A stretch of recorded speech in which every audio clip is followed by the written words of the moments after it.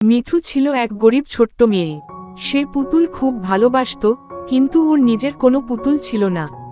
একদিন বাজারে মায়ের হাত ধরে ঘুরতে ঘুরতে এক বুড়ো মহিলার দোকানে চোখ পড়ল। সেখানে ছিল একটা ছোট সাদা জামা পরা পুতুল।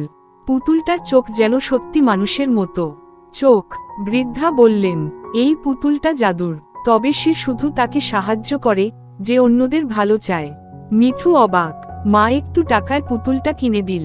সেই রাতেই মিঠু দেখল পুতুলটা চোখের পলকে বড় হয়ে জীবন্ত হয়ে উঠেছে।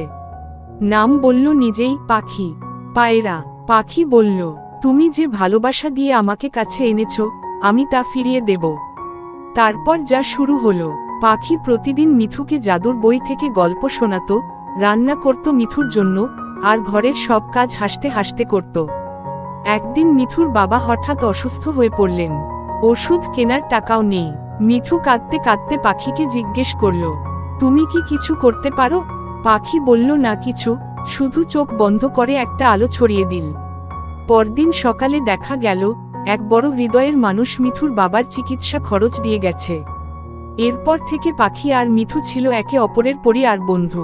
তারা মিলে গড়ে তোলে এক সাহায্যের ঘর, যেখানে পুতুল নয়, মানুষ জাদু ছড়াত। জাদুর ছড়ি।